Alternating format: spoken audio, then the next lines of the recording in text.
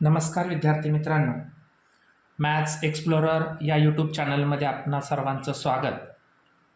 अजूनही आपण आपल्या चॅनलला जर सबस्क्राईब केलं नसेल तर सबस्क्राईब अवर चॅनल. आज आपण मॅथ्स 1 मधील second number topic quadratic equations पाहतोय. आता क्वाड्रॅटिक इक्वेशन्स पाहत असताना लास्ट स्टँडर्डमध्ये आपण पॉलिनोमियल्स हा कंटेंट पाहिलेला होता.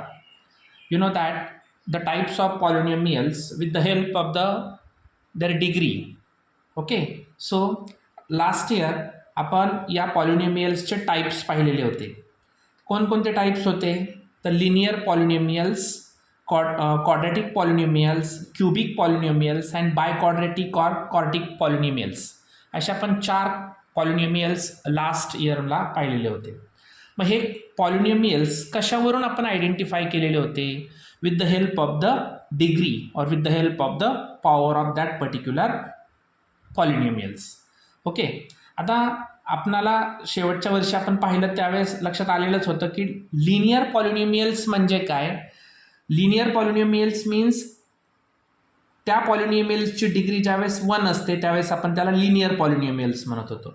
क्वाड्रॅटिक पॉलिनोमियल्स म्हणजे degree 2nd and cubic 3rd and biquadratic और क्वार्टिक पॉलिनोमियल्स डिग्री इज 4. या पद्धतीने त्यांच्या डिग्री फॉर्मवरून आपण त्याचे टाइप्स ऑफ पॉलिनोमियल्स पाहिलेले होतात. त्यांचे जनरल फॉर्म काय आहेत? तर डिग्री 1 असल्यामुळं त्याचा आपण जनरल फॉर्म लिहित होतो ax plus b. Then quadratic polynomials general form ax square plus bx plus c. Okay. Then cubic polynomial ax cube plus bx square plus cx plus d. And last biquadratic or quartic polynomials ax4 plus bx cube plus cx square plus dx plus e. या पद्धतीने आपण त्यांचे degree जे आहेत बघा. इथं आता आपण पहिला जनरल फॉर्म जर पाहिला, जनरल फॉर्म आणि स्टँडर्ड फॉर्म सेम असतात. तर पहिला जर जनरल फॉर्म पाहिला तर पहिल्या जनरल फॉर्ममध्ये या एक्स या व्हेरिएबलचा जो एक्स या व्हेरिएबलची डिग्री और पॉवर जी आहे ती 1 आहे म्हणून, आणि ही जी बी आहे तिथं कॉन्स्टंट व्हॅल्यू आहे. सेकंड क्वाड्रॅटिक पॉलिनोमियलमध्ये इथला जो पॉवर आहे तो 2 आहे आणि त्याची कॉन्स्टंट व्हॅल्यू सी आहे. आणि इथं म्हणजे इथं डिसेंडिंग ऑर्डरने तुम्हाला त्याचे डिग्रीज पाहायला मिळतील, तेव्हा त्याचा जनरल फॉर्म निर्माण होत असतो. आणखी एक गोष्ट याच्यामध्ये महत्त्वाची आहे की या सर्व कोइफिशियंटमध्ये आता इथं ABC, ABCD, ABCDE असे जे कोइफिशियंट्स आहेत हे सगळे कोइफिशियंट हे आपणाला रिअल नंबर असणं अपेक्षित असतं. म्हणजे बीच्या व्हॅल्यू ABC, ABCDE या पद्धतीने सर्व जे कोइफिशियंट्स असतात ते रिअल नंबर असतात. परंतु त्याच्यामध्ये एक गोष्ट महत्त्वाची आहे की A is not equal to 0.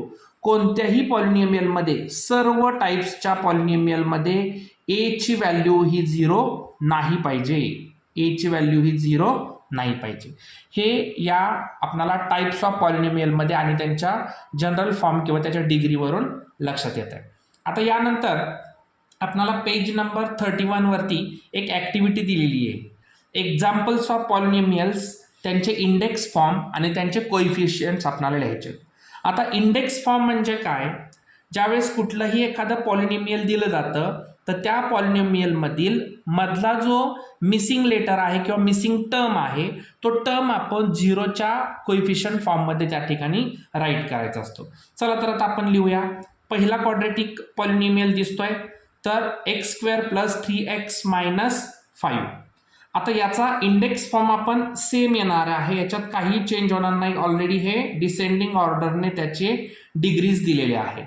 Okay, आता आपल्याला एक महत्त्वाची गोष्ट याच्यामध्ये समजून घेतली पाहिजे. आता इथं जर आपण याचा जनरल फॉर्म जर लिहिला तर काय असतो? ax square plus bx plus c. हा झाला पॉलिनोमियल. ओके, म्हणजेच क्वाड्रॅटिक पॉलिनोमियलमध्ये आणि क्वाड्रॅटिक इक्वेशनमध्ये या दोन्हींमध्ये काय फरक आहे?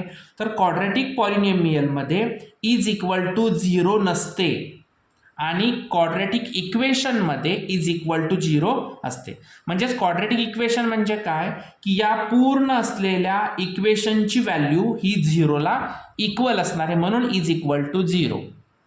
ठीक आहे, याच्यामध्ये नीट समजून घ्या. Quadratic polynomials means only write, you have to write the only general form, is not write to is equal to 0. म्हणजे तुम्ही इथं इज इक्वल टू 0 लिहू शकत नाही किंवा लिहायचं नाही. इथं फक्त इथपर्यंतच तुम्हाला क्वाड्रॅटिक पॉलिनोमियलसाठी लिहावं लागतं आणि क्वाड्रॅटिक इक्वेशनमध्ये इज इक्वल टू 0. ओके, आता इथे याचे कोइफिशियंट्स आपण काय लिहिणार, तर आपल्याला लक्षात येतं लगेच. इथला कोइफिशियंट आहे 1, इथं +3, इथं -5. ओके, दॅन नेक्स्ट आता 3x² - 5x, इथं थर्ड नंबरचा असणारा कॉन्स्टंट जी व्हॅल्यू आहे ती दिलेली नाही. मग आपण याचा इंडेक्स फॉर्म काय लिहिणार, 3x² - 5x + 0. सो त्याचे कोइफिशियंट्स काय येणार, 3 -5 and 0. Last one single term दिलेला आहे आपल्याला इथं. मग आपण त्याचा इंडेक्स फॉर्म कसा लिहिणार, 5x² + 0x + 0. म्हणजे इथं सेकंड टर्म सुद्धा कोइफिशियंट 0 आणि कॉन्स्टंट व्हॅल्यू सुद्धा 0. सो त्याचे coefficient 5, 0 and 0. This is the activity number first in page number 31. Okay, आता आपल्याला standard form of quadratic equation समजून घ्यायचं आहे. ठीक आहे, आता standard form of quadratic equation समजून घेत असताना आपल्याला त्याची पहिली डेफिनिशन समजून घेणं गरजेचं आहे. तर काय आहे definition, the equation involving one variable, it is very important. Okay, म्हणजे ज्या इक्वेशनमध्ये ओनली वन व्हेरिएबल असतं.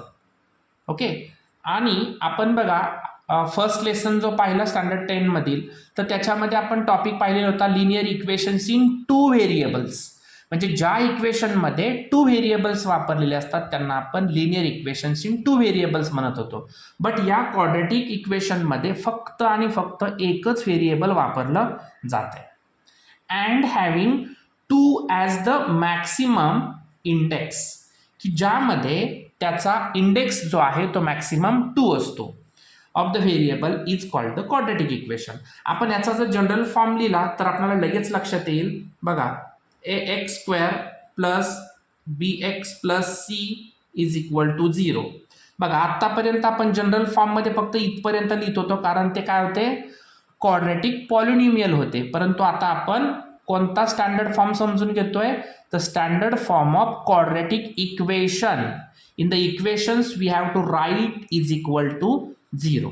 आता बघा, या दिलेल्या डेफिनिशन मधील सर्व बाबी याच्यामध्ये इन्व्हॉल्व होत आहेत. काय त्या, तर वन व्हेरिएबल. बघा, इथं एक्स हा व्हेरिएबल वापरलेला आहे, इथं सुद्धा एक्स व्हेरिएबलच आहे, म्हणजे इथं डबल व्हेरिएबल वापरलेलं नाही. And having 2 as the maximum index. इथं बघा तुम्हाला दिसतो याचा इंडेक्स जो आहे किती आहे, 2 आहे. इथं आहे 1, इथं आहे 0. याचा अर्थ 2 हा मॅक्सिमम इंडेक्स यामध्ये पाहिजे. अशा पद्धतीने या डेफिनिशनवरून आपण जनरल फॉर्म इथं समजून घेतला. परंतु याच्यामध्ये अजून काही बाबी महत्त्वाच्या आहेत. कोणत्या महत्त्वाच्या बाबी आहेत, की इथं A B C are real number, हे काय पाहिजेत, रिअल नंबर पाहिजेत. म्हणजे तुम्ही ABC या ठिकाणी कोणत्याही व्हॅल्यू वापरू शकता. परंतु आणखी एक ह्याच्यामध्ये काय आहे, तर A is not equal to 0. This is very important. म्हणजे इथं BC या दोन कोइफिशियंटसाठी आपण कोणतीही रिअल नंबर आली तरी चालू शकते.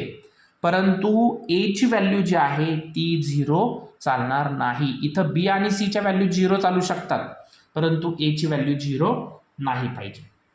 हे दोन रूल याच्यामध्ये खूप इम्पॉर्टंट आहेत. कारण आपणाला क्वेश्चन नंबर 1 मध्ये identify the given equation is the quadratic equation or not, हे आयडेंटिफाय करण्यासाठी तुम्हाला एक मार्क्ससाठी क्वेश्चन येत असतो. अशा वेळी आपणाला त्याच्या एच्या व्हॅल्यूवरून आपण आयडेंटिफाय करू शकतो आणि त्याच्यात व्हेरिएबल किती वापरलेले आहेत याच्यावरून आपण ओळखू शकतो की दिलेले जे काही इक्वेशन आहे ते क्वाड्रॅटिक इक्वेशन आहे की नाही ते. आता इथं पेज नंबर 31 वरती आणखी एक आपणाला ॲक्टिव्हिटी दिलेली आहे. काय आहे activity, complete the following table, की ज्यामध्ये काही क्वाड्रॅटिक इक्वेशन्स दिलेले आहेत आणि त्या क्वाड्रॅटिक इक्वेशनचा आपल्याला जनरल फॉर्म लिहायचा आहे आणि जनरल फॉर्म लिहिल्यानंतर आपल्याला त्याचे कोइफिशियंट्स इथं राईट करायचे. ओके, आता बघा, आता याचे जनरल फॉर्म लिहित असताना मुळात आपल्याला दिलेले क्वाड्रॅटिक इक्वेशन आहे हे कशावरून समजतं आपल्याला, व्हेरिएबल एक असेल आणि त्याचा इंडेक्स जो आहे तो मॅक्सिमम 2 असेल. तर आता आपण याचा जनरल फॉर्म लिहूया. ax² plus 0x-4 is equal to 0. बघा इथं आपण हा जनरल फॉर्म लिहिला. तर याचे आपल्याला ए बी सी या कोइफिशियंटच्या व्हॅल्यू राईट करायचे. इथं कोणतीच व्हॅल्यू नसेल त्यावेळेस 1 असते, इथं 0 आणि इथं -4. सेकंडवालं बघा, इथं थोडंसं विस्कळीत आहे, हे आपण सरळ करून घेऊया. पहिल्यांदा लिहायचा हायेस्ट इंडेक्स y² -2y, कारण याची साईड चेंज झाल्यानंतर साईन चेंज होतं आणि -7 येतो होणार +7 इज इक्वल टू 0. आता याचे कोइफिशियंट्स 1 -2, कारण इथं कोणताच नसतो त्यावेळेस 1, हे -2 आणि +7. नेक्स्ट वन, आता इथं x² + 2x, पण इथं कॉन्स्टंट व्हॅल्यू दिली नाही, मग ती 0 घ्यायची. x² + 2x + 0 is equal to 0. मग आता कोइफिशियंट्स काय होणार, 1, 2 and 0. This is very easy activity. He activity खूप सोपी आहे. अशाच पद्धतीने तुम्हाला एक्झाममध्ये असे क्वाड्रॅटिक इक्वेशन कोणतेही दिले जातात आणि त्याचे आपल्याला डायरेक्ट कोइफिशियंट लिहा असं क्वेश्चन येत असतो. अशा वेळी तुम्हाला पहिल्यांदा त्याचा जनरल फॉर्म लिहिणं गरजेचं आहे. जनरल फॉर्म लिहिल्याशिवाय तुम्हाला कोइफिशियंट नाही तर त्या ठिकाणी तुमच्याकडून रॉंग होऊ शकतं. ठीक आहे, यानंतर याचे जे सॉल्व एक्झाम्पल आहेत ते आपण नेक्स्ट व्हिडिओमध्ये पाहूया. अजूनही आपण या चॅनलवरती जर नवीन असाल तर चॅनलला लाईक करा, सबस्क्राईब करा आणि बाजूच्या बेल आयकॉनवरती क्लिक करा, म्हणजे तुम्हाला सर्व व्हिडिओजच्या नोटिफिकेशन मिळून जातील. धन्यवाद.